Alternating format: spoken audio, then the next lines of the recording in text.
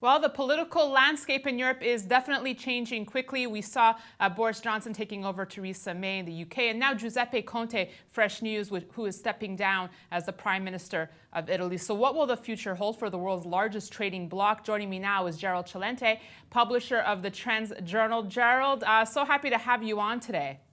Well, thanks for having me, of course. We just love got being on with you. Yeah, well, I was happy to have you on since we just got this fresh news that Italy's PM has stepped down, all but surely making way for now Matteo Salvini, seen as being, widely anti-immigration here.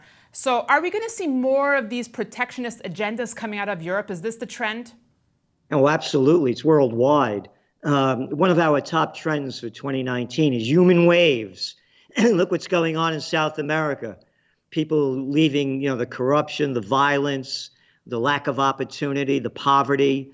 Take a trip to Africa, same thing going on. And what people are really missing is how big this really is. Go back 100 years ago. We had about 1.7 billion people on the planet. We've added about 6 billion people in 100 years. So you're going to have waves of migrants and refugees flooding out of their countries, trying to find some place to live a decent life. So it's going to continue to spread, whether it's Italy, the Alternative for Deutschland, the AfD party in Germany, the Austrian party, the Freedom Party, one after another, more and more against people coming in. And Gerald, what do you think will happen next here? Because, there's going to be major implications. Italy's mountain of public debt just keeps mounting. It has officially become the weakest link for Europe's financial system. 1 year ago, the ECB effectively threatened to boycott Italian debt as part of its QE, sending it plunging. So now that Salvini is all but certainly set to become its next leader and the ECB is set to restart QE, the question is what really happens to Italy here? Well, again, on Salvini, he may not become the leader because there's also an alliance between Cinque Stelle, the five-star movement, and the Democratic Party there. And they control the majority of the seats. So he's going to have an alliance with the others to call a new election. And there's going to be resistance to it. So it's not sure if he's going to win. And as far as Italy goes, they haven't recovered from the panic of '08. They're still way down deep in the depths, and their debt to GDP ratio is the highest among way above the other European countries. So there's no way out. And they're going to increase their debt regardless of what the ECB does. Because if you want to talk about hypocrisy, how about the ECB going to increase their debt? By now, it's estimated that after they meet next month, they're going to lower interest rates from minus 0.4% to minus 0.5% and increase the quantitative easing. They've already wasted nearly, $3 trillion. And now they're going to be spending another 56 billion euros a month in quantitative easing. Mm-hmm. So who are they to point a finger at anybody? Right. The global economy is going down. They're all injecting monetary methadone into it to keep the artificially addicted bull running. So, Gerald, is this a Eurozone crisis part 2, bigger than perhaps what we saw in '08? It's a global crisis part 2. Bigger than we've seen since the Great Depression of the 1930s. Right. Well, I know that's what you wrote about in your latest Trends Alert, how the next great or greatest depression, as you call it, is coming. It's anticipated that a recession could hit in the next year or two, but you're saying this will be more than just a recession. Yes, again, we talked about the human waves. You have people desperately leaving their countries, risking their lives by the tens of millions. You're seeing a debt bubble. The latest figure they gave us about, a year ago was $250 trillion. It's probably about $280 trillion. 30 central banks lowered interest rates this year.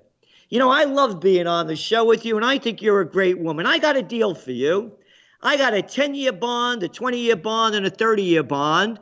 And when you cash them in 10, 20, or 30 years, because I like you so much, I'm going to give you less money than what you paid for it. Right. You can't make this garbage up. It's one big scam. It's ready to blow apart. It has almost nothing to do with trade wars and tariffs. Look what's going on in India. Look at their equity markets. Look at the problems that they have. You know what? Let's get the people's mind off this. Let's rip up that deal with Kashmir and take it, and let's nuclear-armed economies. Pakistan's in the toilet, and India's going down quick. Let's start a nuclear confrontation between two nuclear-armed desperate countries. Right. So what I'm saying is this is much bigger than economics. Right. No, it's geopolitical. But that's interesting. You say it has nothing to do with tariffs, No. trade wars. No. Is India not doing well because of trade wars? No. They're overexpanded. They artificially propped up their economy. They just lowered interest rates 4 times in a row. Indonesia, Argentina. Argentina, boy, they benefited from trade going out. Look at what's going on over there. So, Gerald, the trade. Right. Sorry. If you add up the numbers, the official numbers coming out, it affected China's GDP at a rate of 0.6%. That's it. With the tariffs. So, Gerald, bringing it back to the U.S. data then, and I'm pretty sure I know what you're going to say here. So what do you make of the reported good quarterly earnings? They're moderately good because what happened with them? How about Trump's tax cuts in 2018, which, according to the Tax Policy Center, 83% of it went to the 1%. How about all those stock buybacks? No, only about $1 trillion worth. So, yeah, look at the numbers coming out now. Oh, the numbers from Macy's were terrific. How about Home Depot? Oh, they were down. You know, you're seeing some going up, some going down. We're not saying we're going to go into a recession this year. They're going to lower interest rates another couple of times. Probably they only have, by the way, when we hit the last recession, they had 5.5% interest rates. So they could go down that much. Now they only have 2 percentage points left. And when you go around the world, they don't have any. So coming back to the States, they're going to artificially prop up the economy with more cheap money. And the cheap money is going to come through lower interest rates. We believe the greatest depression is going to strike after 2020 elections. So we're speaking ahead of Jackson Hole here, Gerald. So nothing surprising to come out of it? Nothing.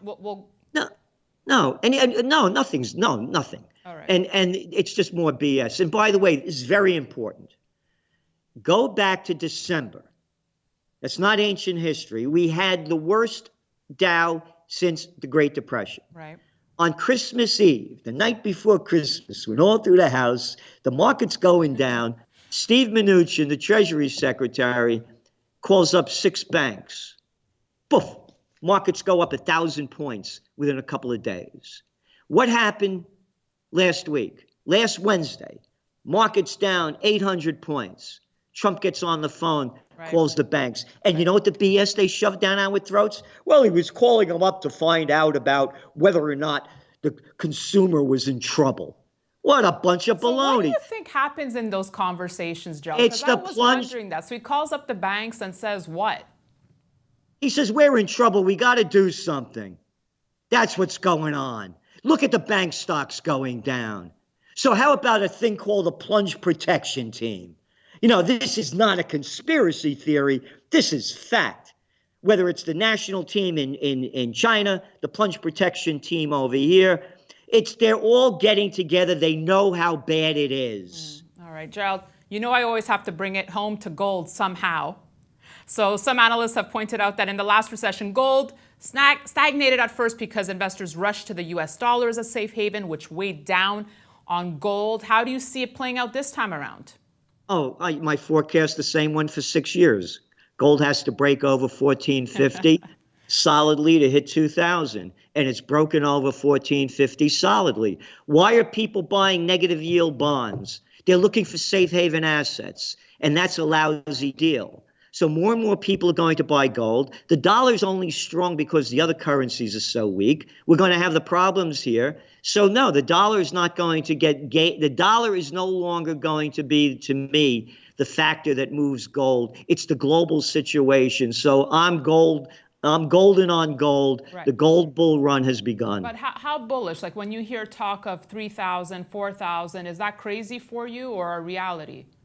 It's not crazy for me, but I'm only looking right now to the 2,000 plus mark. All right. Gerald Celente, always good speaking with you. Always wonderful being on with you. Thank you so much for coming on, and thank you for watching this edition of Kitco News. We will be back tomorrow.